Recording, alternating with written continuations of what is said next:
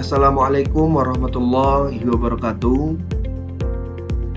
Perkenalkan, saya Thomas Andika dengan NIM 22421041. Pada kesempatan kali ini, saya ingin mempresentasikan proposal kewirausahaan syariah dengan judul usaha yaitu Aneka Minuman Segar. Ide usaha ini saya pilih karena minuman segar ini merupakan salah satu produk yang sangat diminati di masyarakat, terkhususnya di Indonesia karena memiliki iklim tropis atau memiliki salah satu cuaca yang panas.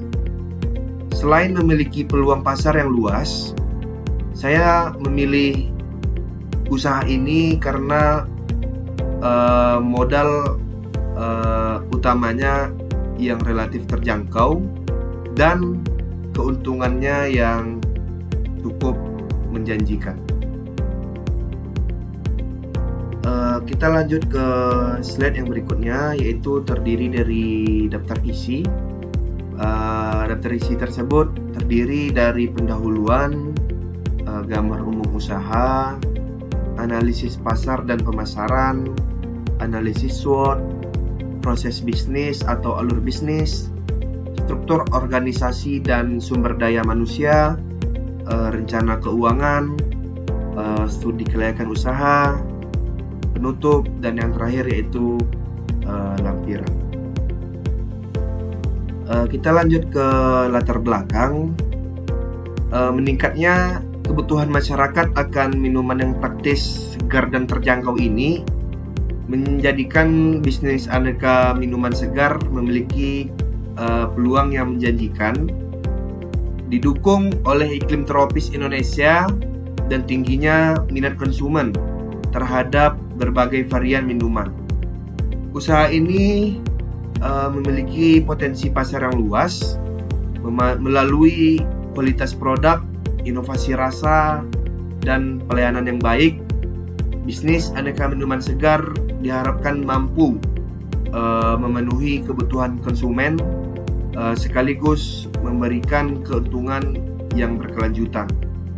Maksudnya di sini keuntungan yang berkelanjutan itu tidak terfokus dengan satu cabang aja, tetapi semoga bisa membuat cabang yang baru, membuat inovasi yang baru, agar bisa meningkatkan keminatan terhadap masyarakat sekitar. Baik, kita masuk ke gambaran usaha. Usaha aneka minuman segar ini merupakan bisnis yang menyediakan berbagai pilihan minuman berkualitas dengan harga terjangkau. Produk yang ditawarkan dibuat dari bahan-bahan segar dan higienis dengan cita rasa yang beragam untuk memenuhi selera berbagai kalangan.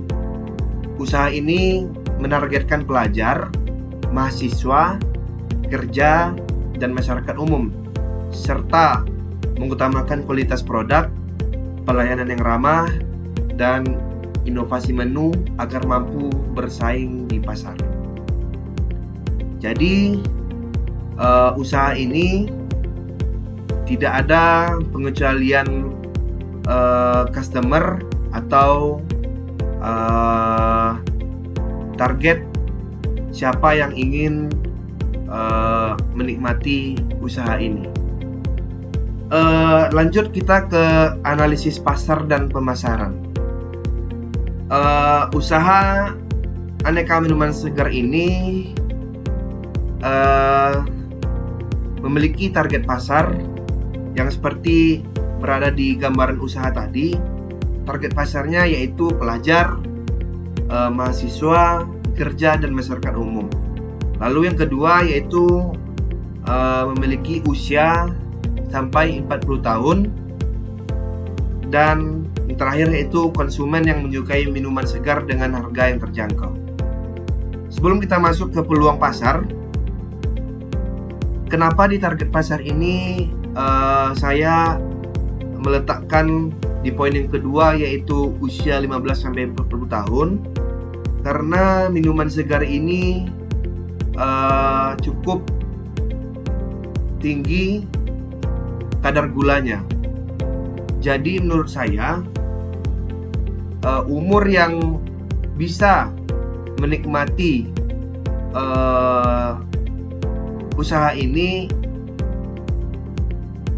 bisa dikatakan dari kalangan remaja hingga dewasa saja.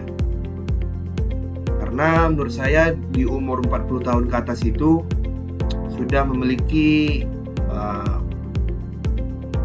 tidak boleh memiliki kadar gula yang sangat tinggi, akan nanti membahayakan untuk kesehatannya sendiri.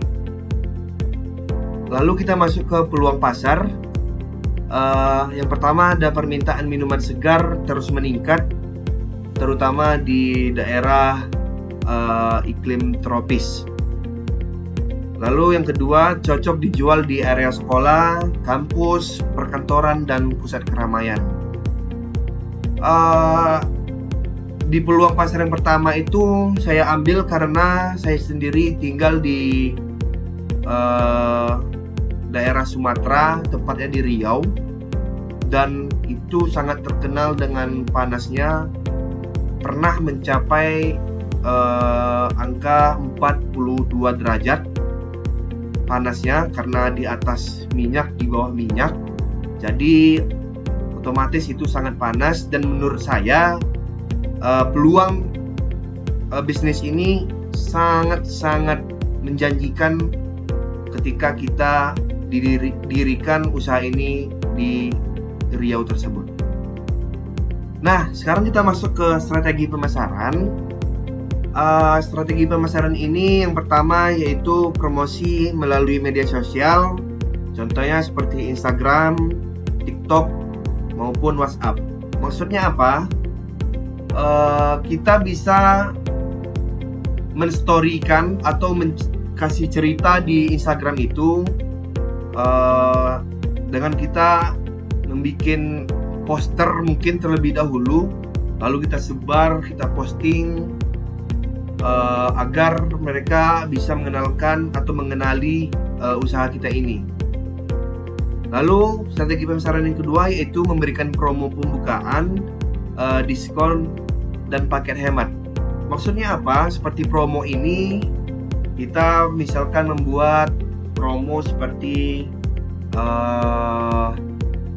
buy two get one. Maksudnya apa? Ketika ada konsumen yang ingin membeli 2 varian rasa, maka kita akan memberikan 1 gratis varian rasa, bebas pilih.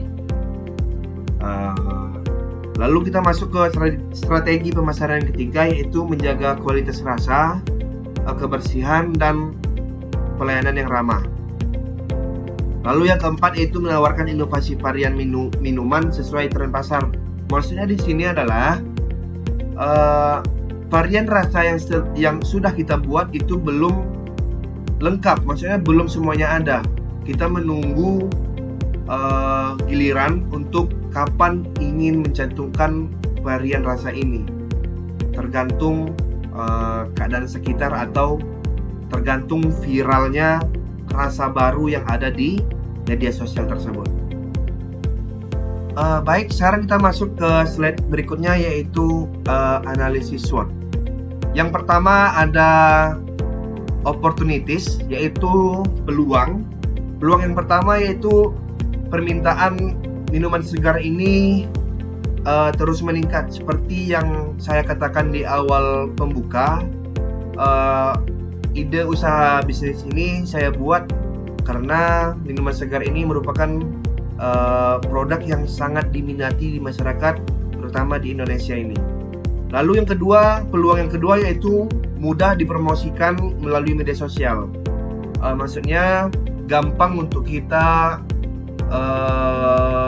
melemparkan ide usaha ini di media sosial, karena tinggal seperti kita ingin foto atau mulut ke mulut. Jadi usaha ini sangat-sangat mudah untuk kita promosikan.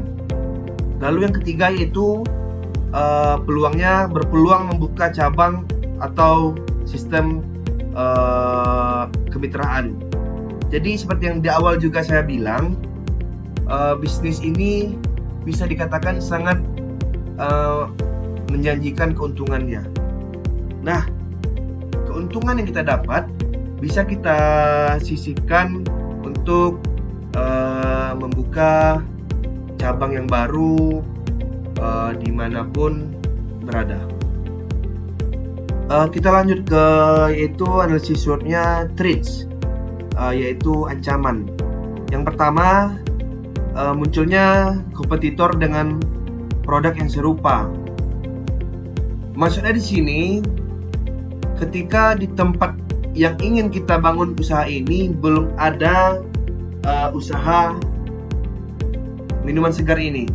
Lalu ketika orang melihat seperti banyak yang minat, terus varian rasa yang banyak, orang juga ingin membuka usaha yang sama dan maaf dalam artian kata ingin melewati usaha kita ini. Lalu yang kedua yaitu ancamannya kenaikan harga bahan baku. Tadi seperti di awal saya bilang ingin menjual minuman segar ini dengan harga yang terjangkau. Sementara ancaman di sini yaitu kenaikan harga bahan baku. Jika terjadi kenaikan harga bahan baku, otomatis usaha yang kita jual ini juga memiliki kenaikan harga, tapi yang tidak begitu signifikan. Contohnya seperti dari yang seharga sebelumnya 4.000 menjadi 5.000. Takutnya di sini konsumen menilai kita menaikkan harga karena sudah viral ataupun sudah banyak yang minat. Tapi alasan yang sebenarnya yaitu karena kenaikan harga bahan baku ini. Yang kedua, yang terakhir, ancamannya yaitu perubahan tren dan selera konsumen. Maksudnya apa di sini? Seperti yang saya bilang barusan, karena minuman ini sudah viral, jadi konsumen itu sudah bosen dan ada usaha baru yang lebih viral lagi. Jadi ancamannya itu dan semoga itu semua bisa diatasi dengan baik.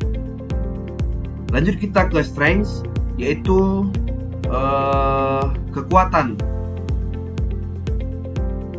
Di usaha ini juga memiliki kekuatan. Yang pertama, varian minuman yang beragam dan mengikuti tren. Jadi jika tren itu muncul seperti ada es krim rasa stroberi, es krim rasa banana, nah kita ngambil rasa tersebut untuk kita pindahkan di minuman segar ini. Contohnya seperti minuman segar rasa stroberi, minuman segar rasa banana. Jadi itu merupakan salah satu kekuatan untuk minuman segar ini. Lalu kekuatan yang kedua yaitu harga terjangkau untuk semua kalangan. Jadi harga ini tidak akan mengganggu kalangan manapun untuk membelinya. Karena kita juga semaksimal mungkin ingin bikin harga ini serendah-rendahnya supaya semua orang bisa menikmati usaha kita ini. Lalu kita lanjut ke kekuatan yang ketiga yaitu bahan baku segar dan berkualitas. Kita pun di sini sebagai owner juga harus memilih bahan baku yang segar dan berkualitas. Contohnya seperti ada varian rasa minuman segar yang seperti rasa buah. Nah, buah di sini kita harus memilih buah yang baru dipetik ataupun yang tidak busuk, biar rasanya tetap enak dan sesuai sesuai di selera konsumen. Lalu maksudnya bahan baku segar di sini adalah kita kan membuat minuman segar, otomatis kita membutuhkan pendingin. Nah, pendingin di sini kita juga harus dari bahan berkualitas seperti es batunya. Kita mengambil es batu dari air yang sangat-sangat bersih, tidak kotor, dan tidak berbau. Lanjut kita ke kekuatan yang terakhir, yaitu pelayanan cepat dan ramah. Nah, maksudnya di sini kita sebelumnya sudah menakar beberapa varian sebelum untuk kita finishing. Jadi maksudnya kayak seperti varian rasa alpukat sudah kita buat sebanyak 5 atau enggak 6 kemasan. Lalu ketika ada konsumen yang ingin beli rasa tersebut, kita tinggal nambahkan pendingin tersebut atau es batu. Kita masukin es batu atau kita masukin susu, lalu kita press, kita tutup. Nah, langsung kita kasih ke konsumen, dan konsumen pun pasti merasa senang karena dia tidak perlu menunggu lama. Nah, itu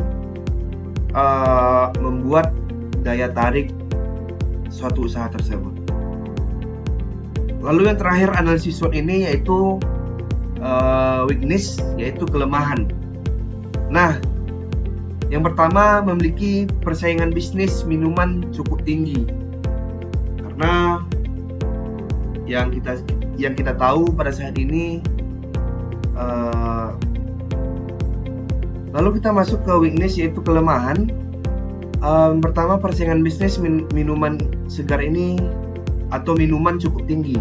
Yang sama-sama kita tahu pada saat ini banyak sekali minuman cepat saji berada di pinggir-pinggir jalan menggunakan sepeda listrik gerobak itu. Nah, itu merupakan salah satu persaingan yang sangat ketat menurut saya. Lalu yang kedua, kelemahannya yaitu produk memiliki masa simpan yang singkat. Jadi ketika ada konsumen yang ingin membeli produk ini, kami dari pelayanan juga mengingatkan kepada konsumen agar langsung dikonsumsi. Maksudnya jangan untuk dibeli hari ini lalu dikonsumsi hari yang akan datang.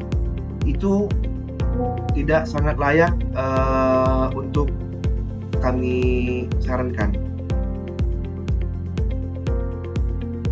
Baik, kita lanjut ke proses bisnis atau alur bisnis. Yang pertama, pemilihan bahan baku.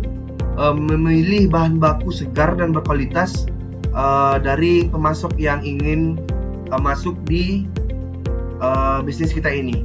Yang kedua, penyimpanan bahan. Menyimpan bahan sesuai standar kebersihan dan kualitas. Lalu yang ketiga, pembuatan minuman. Mengolah bahan sesuai resep dan standar rasa. Yang keempat, pemesanan. Pelanggan memesan minuman secara langsung atau melalui via online. Yang kelima yaitu penyajian. Minuman dikemas dengan rapi dan siap disajikan. Yang keenam yaitu penjualan. Produk diberikan kepada pelanggan dengan transaksi yang telah diselesaikan. Lalu yang ketujuh yaitu evaluasi, mengumpulkan masukan pelanggan untuk meningkatkan kualitas produk dan pelayanan. Jadi poin yang ketujuh ini maksudnya kita membuka saran melalui konsumen tersebut agar kita tahu kesalahan dan kelemahan kita itu berada di mana. Nah, sekarang kita masuk ke struktur organisasi dan sumber daya manusia. Yang pertama, struktur organisasinya ada pemilik atau owner. Yang menurut saya ini SDM-nya cukup 1 orang. Tugas owner ini yaitu mengelola dan menguasai seluruh kegiatan usaha, mengatur keuangan, strategi, dan pengembangan bisnis. Lalu yang kedua ada kasir, yang SDM-nya menurut saya cukup 1 orang, karena tugasnya melayani transaksi pembayaran, mencatat penjualan harian. Kita lanjut ke barista atau peracik minuman. Menurut saya SDM-nya ini 2-3 orang cukup untuk menyiapkan dan meracik minuman sesuai standar dan menjaga kualitas rasa dan kebersihan produk. Lalu yang terakhir yaitu pelayanan. Pelayanan yaitu menurut saya SDM-nya sama seperti barista, seperti 2 atau sampai 3 orang. Karena pekerjaannya yaitu melayani pelanggan, menyajikan pesanan, serta menjaga kebersihan area usaha tersebut. Lalu kita masuk ke rencana keuangan. Adapun rencana keuangannya, yang pertama dibutuhkan booth atau gerobak untuk kita menyusun minuman tersebut. Estimasi biayanya 3 juta. Lalu kita masuk ke yang kedua, blender dan peralatan untuk meracik buah atau varian rasa yang lain. Estimasi biaya tersebut yaitu 1.500.000. Lalu kita yang ketiga ada gelas, sedotan dan kemasan. Estimasi biaya yaitu 500.000. Lalu bahan baku awal yaitu sebanyak 2 juta. Lalu meja dan kursi itu 1 juta. Promosi 500.000. Dana operasional 1.500.000. Lalu jika ditotalkan semua rencana keuangan ini bertotal 10 juta rupiah. Lalu kita masuk ke estimasi pendapatan. Penjualan rata-rata yaitu 50 gelas per hari. Harga jual rata-rata menurut saya ini kemahalan, nanti akan saya ubah, yaitu mulai dari 5.000 hingga 15.000 per gelas.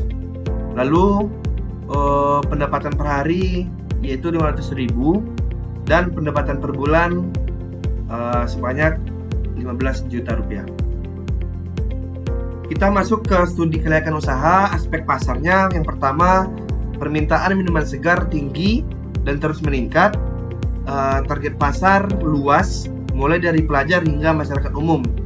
Masuk kita ke aspek teknisnya. Bahan baku mudah diperoleh, lalu peralatan sederhana dan proses produksinya mudah untuk dilakukan. Kita masuk ke aspek keuangan. Modal awal relatif terjangkau, potensi keuntungan menjanjikan dengan penjualan yang sangat stabil. Lalu aspek operasionalnya itu memiliki alur kerja yang sederhana dan mudah dikelola, membutuhkan sumber daya manusia yang terampil dalam pelayanan dan pembuatan minuman ini. Kesimpulannya apa? Usaha aneka minuman segar layak dijalankan karena memiliki peluang pasar yang besar, modal yang terjangkau, serta potensi keuntungan yang baik apabila dikelola dengan kualitas produk, pelayanan, dan strategi pemasaran yang tepat. Lalu kita masuk ke slide terakhir, yaitu penutup. Bisnis aneka minuman segar memiliki peluang yang menjanjikan karena didukung oleh tingginya permintaan pasar, modal yang relatif terjangkau, serta potensi keuntungan yang baik.